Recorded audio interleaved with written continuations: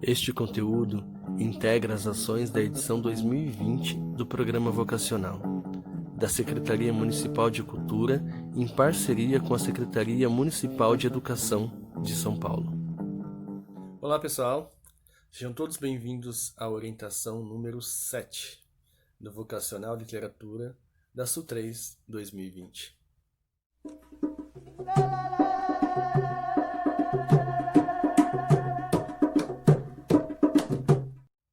Muito bem, no encontro passado a gente encerrou o nosso primeiro ciclo, em que a gente discutiu alguns conceitos fundamentais da escritura de poesia.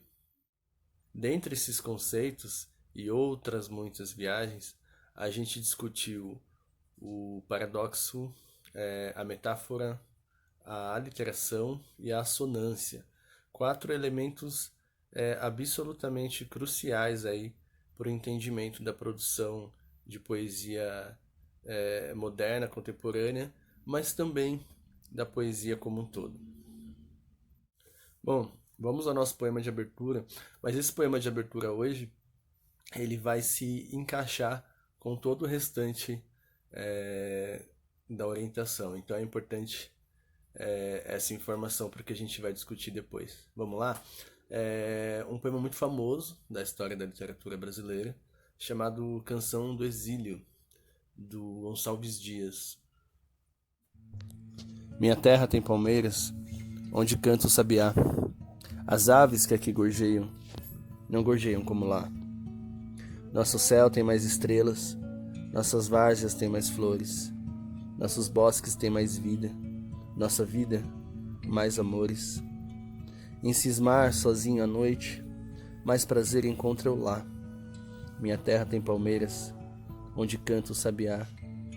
Minha terra tem primores, que tais não encontro eu cá. Em cismar sozinho à noite, mais prazer encontro eu lá. Minha terra tem palmeiras, onde canta o sabiá. Não permita Deus que eu morra, sem que desfrute os primores, que não encontro por cá. Sem que ainda viste as palmeiras, onde canta o sabiá. O Gonçalves Dias é um poeta importante da primeira geração romântica brasileira, ali, em meados do século XIX, que pertence a um grupo de autores, muito dedicados a nacionalizar a nossa literatura, muito dedicados a fazer com que a nossa literatura comece a enxergar o Brasil como algo importante diante de si mesmo.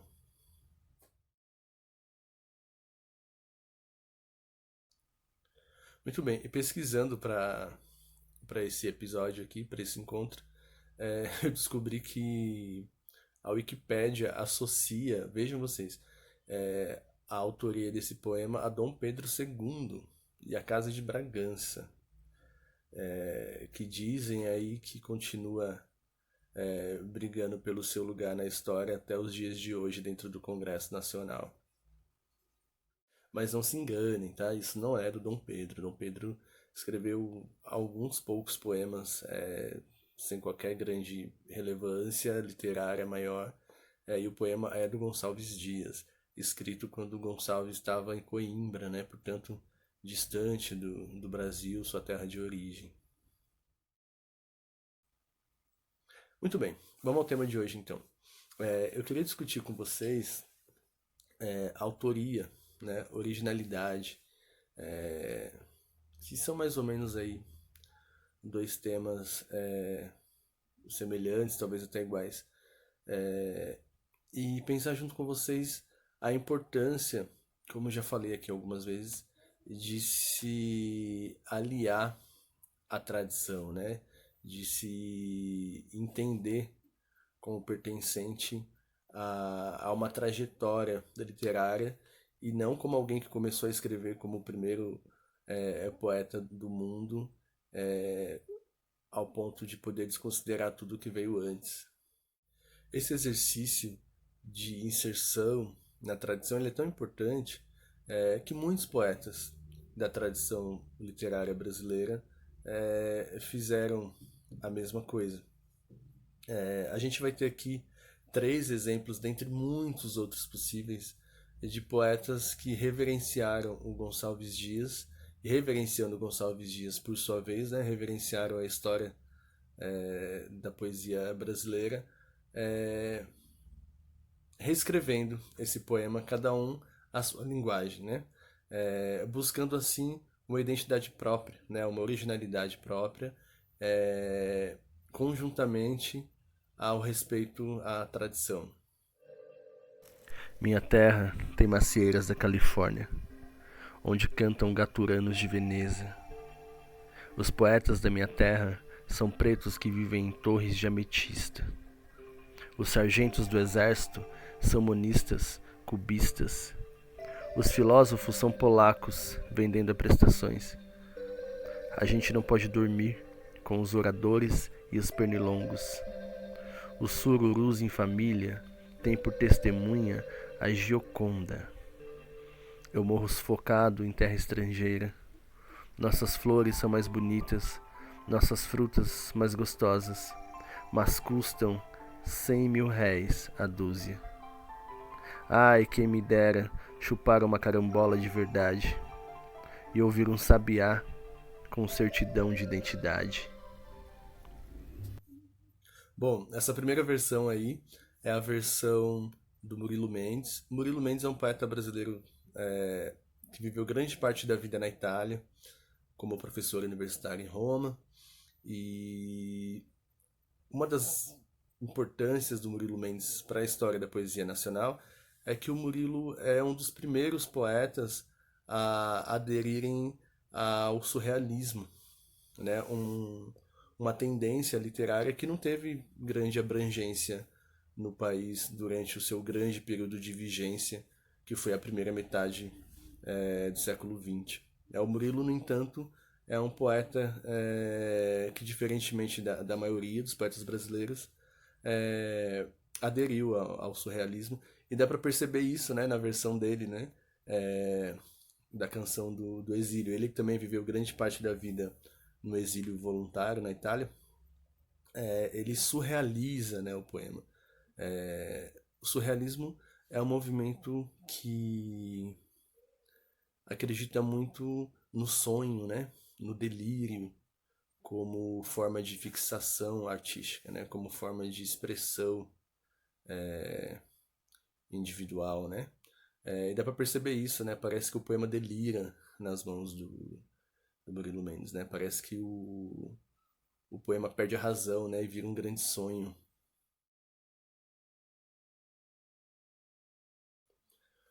O segundo é o poema do Mário Quintana. O Mário Quintana é um poeta gaúcho também de grande importância para a nossa literatura, muito mais conhecido, acredito eu, aí, do que o Murilo Mendes. E o exercício a que o Mário Quintana me parece se dedicar aí é o de dar uma profundidade existencialista, né? O exílio não é um exílio da pátria, né? Parece ser um exílio de si mesmo. Minha terra não tem palmeiras. Em vez de um mero sabiá, cantam aves invisíveis nas palmeiras que não há. Minha terra tem relógios, cada qual com sua hora, nos mais diversos instantes. Mas onde o instante de agora? Mas onde a palavra onde?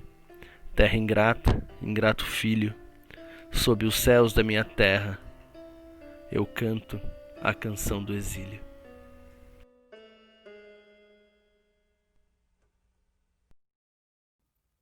E por último, a gente tem essa pérola do José Paulo Paz. José Paulo Paz é um poeta sobre o qual vale muito a pena a gente falar um pouquinho mais também, porque ele também é pouco conhecido dos círculos mais comuns aí de literatura.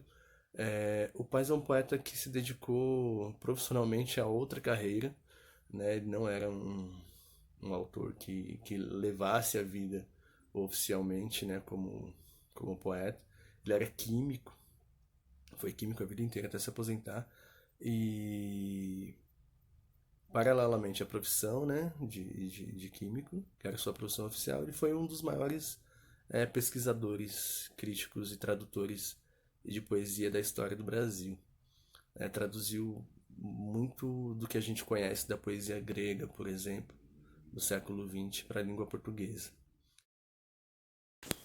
Lá, a sabiá, papá, maná, sofá, sinhá, cá, bah. E nesse poema a gente vê um exercício profundo de síntese e de assonância, vejam só. Aquilo que a gente conversou no encontro passado.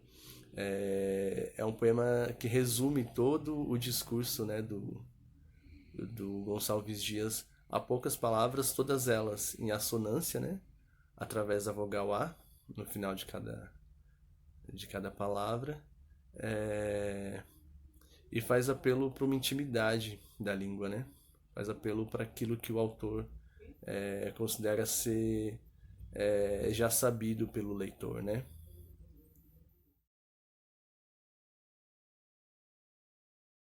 Pois bem, pessoal, eu acho que criar em literatura não pode prescindir de maneira alguma dessa relação, né, com os grandes mestres, sejam os grandes mestres esses que a gente tem discutido aqui, sejam outros grandes mestres, quaisquer que sejam, né? Eu volto a dizer que não é a ideia aqui estabelecer uma forma única e exclusiva de se pensar a poesia, né? Mas abrir a possibilidade para que cada um encontre aí os mestres que lhes caibam, né? Vamos para o exercício? Bom, eu acho que tem tudo a ver a escolha desse poema com o momento em que a gente está vivendo e a gente poderia tentar, né, se meter nesse meio aí de poetas exilados, já que todo mundo agora, de certa maneira, está passando por uma espécie de exílio, né? E fazer a nossa canção do exílio, né? Entendam isso como quiserem, né? Se vai ser uma paródia do poema original, se vai ser um novo poema a partir só dessa palavra exílio, se vai ser uma reflexão das duas coisas com respeito à quarentena, enfim, fiquem livres para pensar e para escrever. E quem produzir, como sempre, mande texto, tá bom? Pode mandar aqui pelo chat do vídeo, pode mandar pelo meu e-mail que tá na descrição, pelo Instagram que tá na descrição, pode me encontrar lá no Facebook, Carlos André, mas façam chegar o texto, por favor. Gente, é isso. Espero que tenham gostado, que tenham conseguido acompanhar aí. E muito obrigado pela participação. Até o próximo encontro.